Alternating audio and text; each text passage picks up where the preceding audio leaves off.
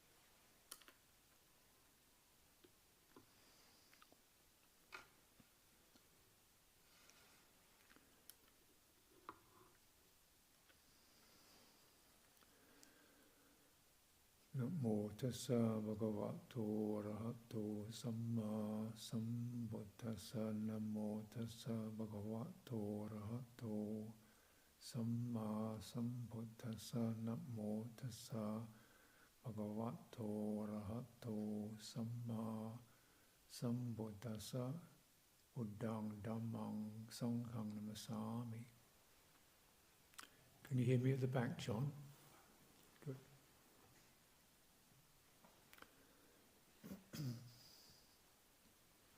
So, coming to the last period of our designated retreat, with its features and frames, reference frames and structures. Shift perhaps from engaged, interactive, into something more solitary or internalized. Activity doesn't cease, it just shifts. We know everything is movement. All conditions are movement. That continues.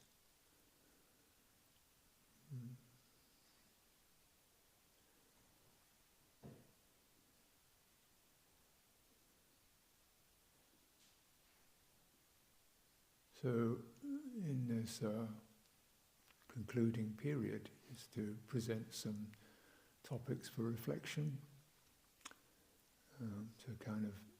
so you can find your own way of encapsulating, harvesting, storing, clearing, so your own middle way continues through this continuum of conditionality, which is always moving, shifting, changing, requiring responses. Some responses may be just to step back and let it pass. Some responses may be to move forward gently. Some responses may be to seek counsel. Some responses may be just to take a firm stand. So responses are part of what we do, a crucial part of what we do in terms of this faring on. And as I've just suggested, these are just some ways of talking about responses. There's a number of them, aren't there? We can't just rely upon one. We can't just step back and let it all pass. Nor do you want to engage with everything. Gear shifts are required. And it's this, even in a fairly structured and standardized experience, such as monasticism, there's lots of random variables that weren't on the agenda, that weren't on the timetable. So you can't exactly get a system that's going to cover it all. because something random, unsystematic will pop up, flood in through the door. Externally and internally, of course. You know, we may have a particular meditation system, that's fine, but then suddenly overwhelming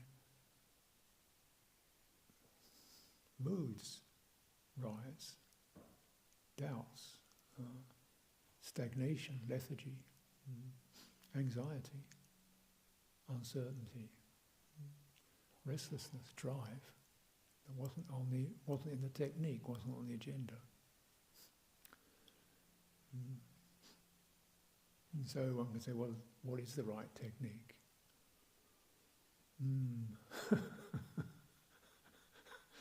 Let me know. I'll have it too. But does it mean techniques are useless? No. Practices aren't useless, but we're learning to use deliberate intentionality to establish and craft and smooth a keel. You know what a keel is? Underneath every boat you have a long plate extending down into the ocean, and that acts as something that gives it stability. It stays with the boat. People like to walk around on the boat, they admire the superstructure, they like the ocean, but nobody really admires the keel. The keel is probably one of the most important pieces, because without that the boat tips over. You know, unless it's extremely calm. So every boat has to have a very good keel on it.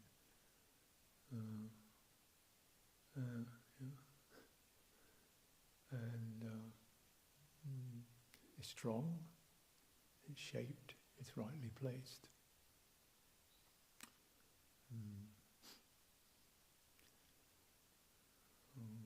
So when we seek stillness, most of us will probably think of an anchor, which, that's useful too. That's all stop, hold on. But, we're not in a harbour. We're out on the ocean. Once we were born, we were launched. There is no harbour. We take refuge, not in a harbour, but in the teachings and the example and the practice that keeps us afloat. With this slight floating potentiality, maybe this, maybe that, slow down,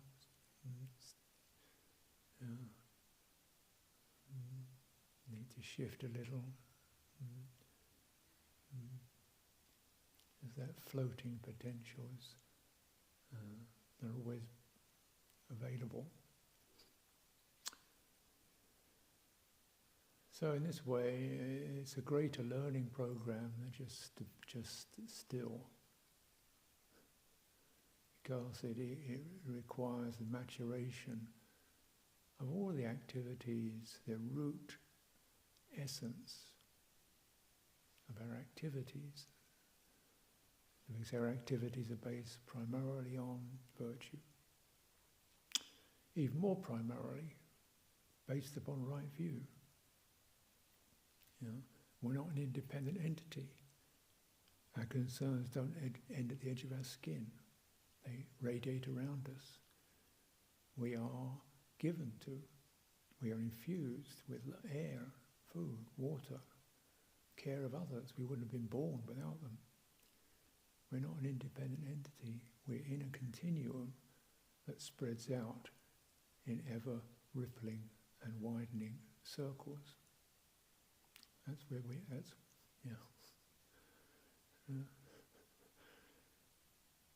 And so whatever you vibrate with, that's going to send more ripples along, which could be beneficial, or it could be turbulent, but we want to live in awareness, cause and effect, what we're affecting, where we're coming from, what causes we pick up, what we affect in every action, speech, inclination of the mind. Internally, what we ponder and consider sets up the ripples internally. Our obsessions, our joys, our goodwill, our self-criticism, and those kind of get things going in there. And what do we want to sustain internally, externally? This right view.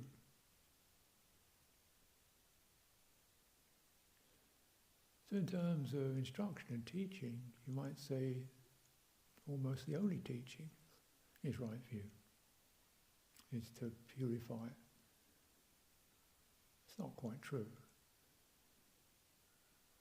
But what we're doing, in teaching anyway, is just bringing to light that which is already here, evident, self-presenting if we were clear, looked clearly, felt clearly, took the time to witness beginnings and endings, where things pass away, the results. So the teaching is an illumination of what's here. We don't really, we're not going anywhere. We're not, the ocean is endless in terms of conditions. The illumination is also endless. It does, but it doesn't travel. It's got no current in it, no push in it. But the illumination helps us to know how to float, moderate, learn. So we might say the first way we present this is in terms of ethical practices, which are a big part of how we live. And the balance of those, we can say, when we look at ethics, perhaps most people would say it's all about don't do this, don't do that. No, that's half of it. You have, of course, varita, which means things you refrain from, and charita, things which you definitely do. You could say duties, duties is a rather kind of dog-eared word, but aspirations, things we really bring forth as part of our cause and effect, entering into cause and effect clearly with luminosity, rather than just blindly holding on to rules, system structures. We're not just becoming robotic. Things we refrain from doing, or make an effort to draw back from. Harming, hoarding, consuming, over-consuming, sexual dilly-dallying for no, just toying, fiddling around with oneself or others. Harmful speech, lying, but lying's only a part of it. It's just the careless throwing out of mental content into other people, willy-nilly, heedlessly. Just social media, absolutely flagrant, totally irresponsible, because there's nobody there.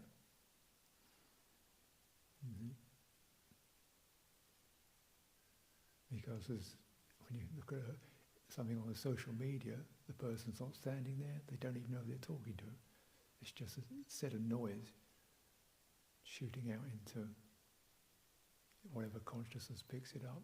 Nobody's responsible. There's no way of communicating. And yet this is called communication. Actually, nobody's present in it. So we certainly refrain from social media. But even the kind of attitudes that I think begin to become more prevalent in society because of the influence of social media. People don't really care whether they're telling the truth or not. That's a secondary concern. The most important thing is to, get your stuff out there. And who's listening don't care. So when we respect other creatures as fellow subjects, not as objects of my wishes and wills, but as fellow subjects, and we extend that, radiate that, then we're beginning to get a sense of what we refrain from, even thinking, even caricaturing, even stereotyping, even judging. And we sustain the qualities of goodwill and responsibility. This is a practice. And we cultivate this internally, externally, the way we think. Because thinking affects how you speak, and speaking affects how you think. What you read, and that goes to reading, what you read affects what you think. The way you think affects what you read, what you want to choose to read. And one can get really into a vortex with that, trapped by media. Thinking the world is what the media presents. Reality is what the media presents. No, that's media presentation. It's something. But then, when we make this movement towards balance and that floating in the ocean, you don't stick on things. You don't make a fixed statement about the world. You're not expecting a fixed world, or a final world, or a happy world, or projecting a totally miserable world. There's forces present. And we just take our responsibilities not to crystallize and firm up, which is has already become obsessive, contagious, and trapped in its own spirals. So it really is quite a practice to maintain faith, lightness, openness in the face of such obsessive currents that we come into contact with, and how they're eating people up. Mental health plummeting because of this stuff.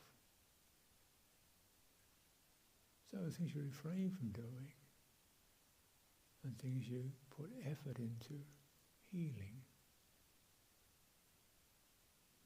befriending, caring, steadying. This is all part of how we conduct ourselves, or we aspire to conduct ourselves. Charita, that which you do. And in monastic life you have all these kind of set duties, towards the lodgings, the teacher, the meditation hall, the animal dinners. Yeah, these are all the set pieces. And they give us a good sense of, this is something we give attention to. But of course, life eventually can't be structured. You've got to pick up the theme and then stay with the theme in terms of how you meet the world.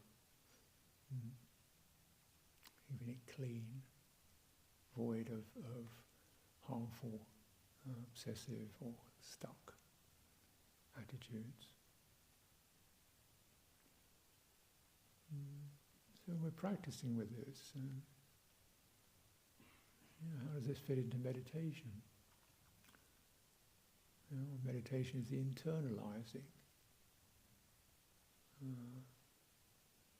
Because in the internal realm, the energy that you're also part of, or is part of you, or is a big feature of being alive, is energetic, is actually contained more fully, more completely, so it builds up.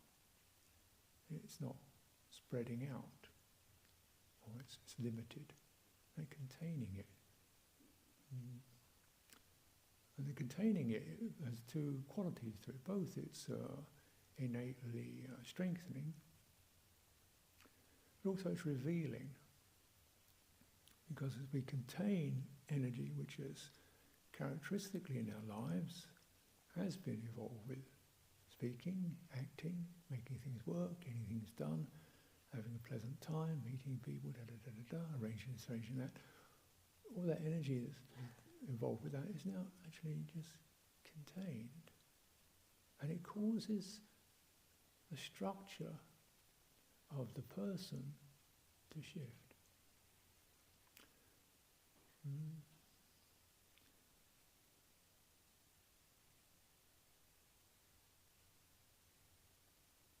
It's like we begin to recognize more clearly when we sit still, we're actually not a single entity at all, but a weave. Rather like an internal ocean of currents, depths, ripples, waves, tsunamis, rocks, and all kinds of things. We're kind of a constant shifting formations of what they're called, rather bland word, sankhara. They're impulsive, they are moving, they're shifting. And so that sense of being a simple solid entity, once you start to sit still and meditate, that view shifts. You're not a single entity, you're not a separate entity, you're not a single entity. Whereas with virtue you recognise we're not an entity separate from everyone else, or everything else. With meditation you realise you're not even an entity. You're an occasion. An occasion where qualities are coming to light, qualities are disappearing, merging, shifting. And that's a very powerful shift, because once we've come out of that sense of being an entity with a future and a past and a history and things they do and things they don't do and this and that, definable entity, the releasing from that, it kind of lets all unresolved material comes to light. Unresolved material is a bland word. Anxiety, uncertainty, restlessness, craving, wanting things, irritation, and various moods which we didn't really have words for, just the feeling of being in something we can't quite manage because it's not in the box of the unified entity. It's just neither this nor that. It's kind of amorphous. Trying to find a balance with it. Sometimes we go dull and sleepy.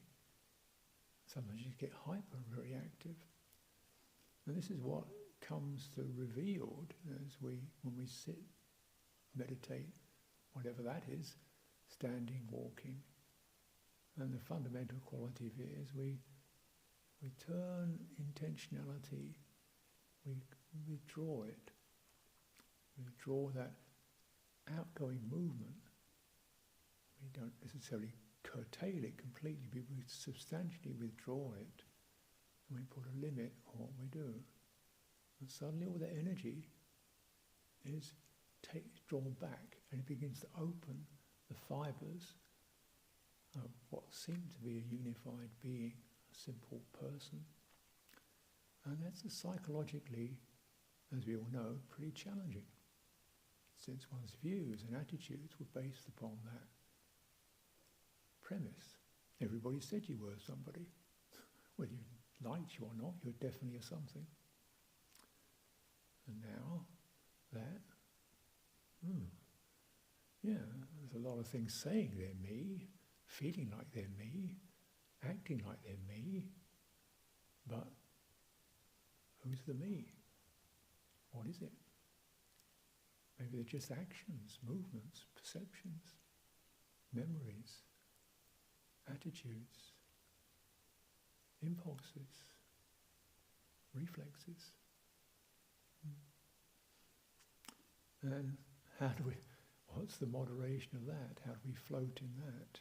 Maybe we try to find the right one, the right thing to be, or perhaps just gradually get used to embracing a wider range of these potentials, to know them, to cast light upon them, and see what that does.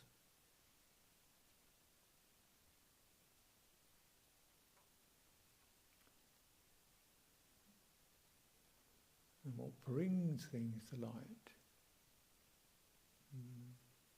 is mindfulness contained within body, contained within the embodied experience, put it that way, which can be movement, breathing, physical sensations. And as we stay with that, it becomes more apparent that even this most definite thing we call a body is not a definite thing at all. It becomes fields of energies and shifts, solidities, heats, fluidities, movements, vibrations, tingles, pulses. Suddenly this entity called a body, when we cast light upon it, changes or reveals itself, because we're not trying to make it anything. It doesn't go anywhere necessarily, it just reveals itself.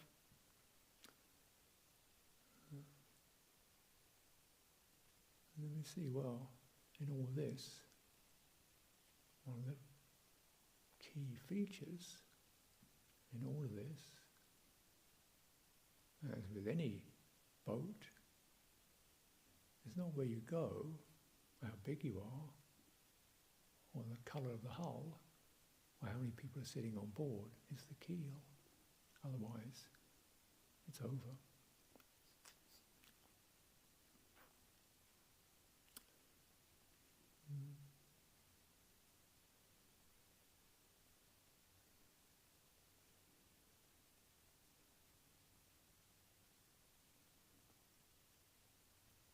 And that keel is not a sensation, it's not a thought, it's not a mood, it's not pleasant or unpleasant, it's not aiming for anything, it's not an intention, it's a and you kind of go, well, it's where the pushing and pulling don't go. It's where the movement forward and the movement back doesn't go. And there is that. There is that. As it is said, there is an unconditioned, unborn, uncreated, unoriginated.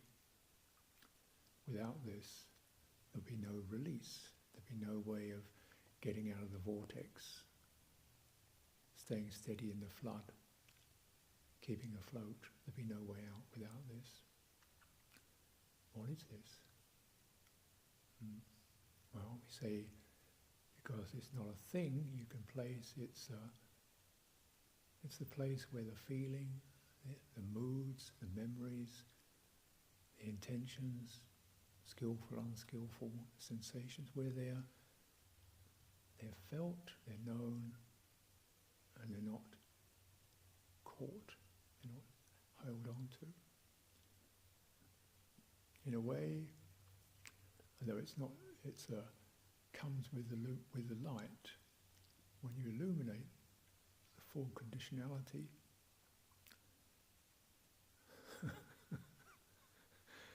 then something else is revealed in the unconditioned.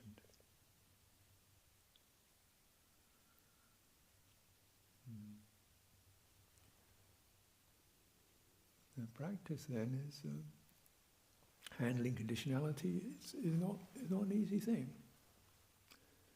It takes effort, but none of the effort itself is not single. It's not forward or backward or full speed ahead or go slowly. It's multi-geared. Perhaps the most useful feature of it is persistent. It's a steady, deliberated. We're living a deliberate life. Not ponderously deliberate, but examined. And you stay with that, casting light on it. And you notice where it gets blurred, compulsive, obsessive, stuck, dogged, bowed down. This isn't it. Heavy. No, it's open, it's free. And this freedom is a feature that we might be able to name.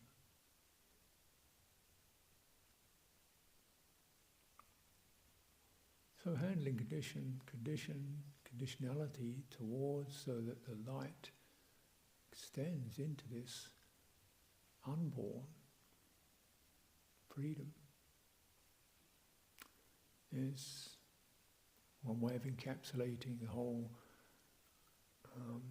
plethora of exhortations, encouragements, injunctions that encompass the middle way. And if we get overwhelmed with the details, we come back to the simplicity. Just stay balanced. Just hold the balance between internal and external. Don't go internal, don't go external. Acknowledge internal, the mood shifts, the interests, the resistances, the urgencies, the anxieties. Acknowledge that. Don't just go into a whirlpool in that. Acknowledge the external. Sight, sounds, creatures, people, events. Don't go into that. Acknowledge that.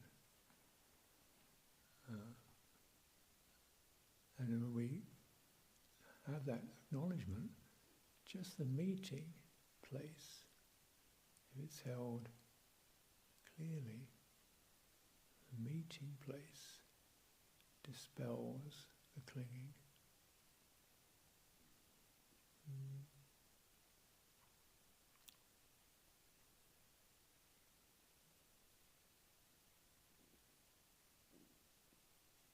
So you keep your attention on the point of contact.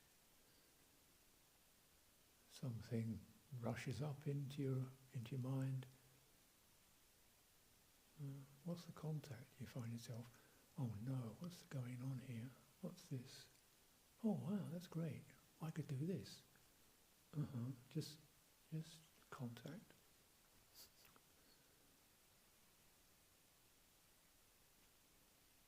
Cast the light on contact. Got a great idea? Yeah, okay. How's that contact? Before the further action.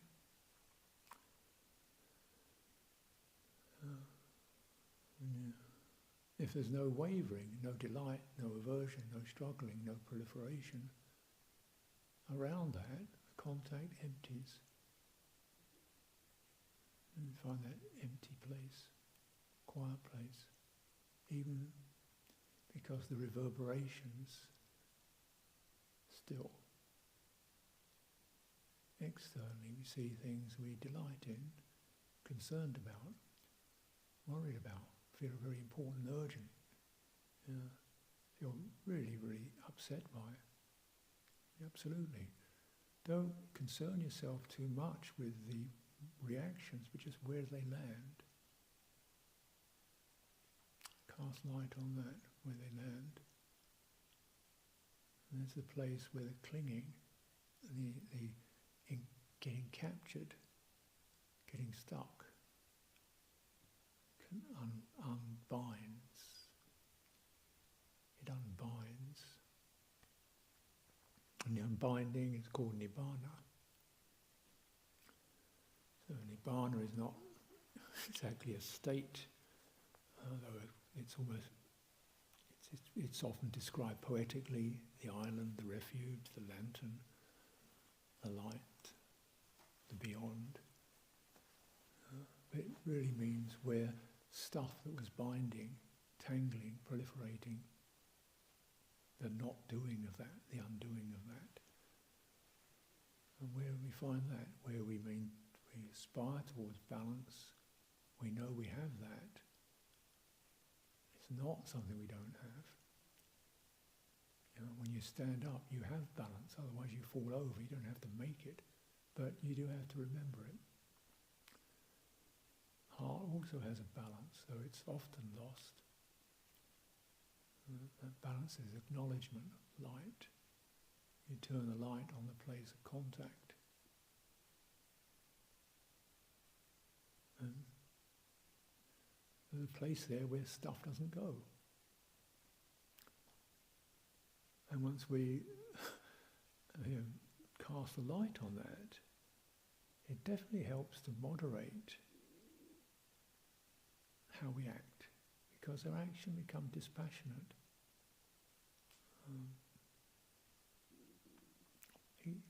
Just react because life is about action, but we're not expecting and we're not pressurized.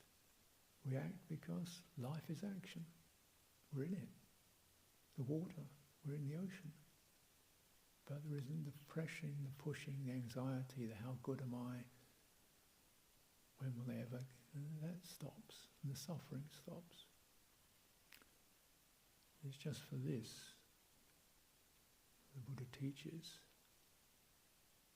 Yet from this point, the encompassing of the world of cause and effect can be realized.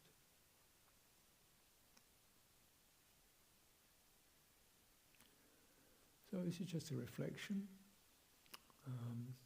You're all familiar with the themes of Four Foundations of Mindfulness, breathing, walking, standing. So I won't necessarily repeat what should be familiar, but hope to encourage you, turn the light on.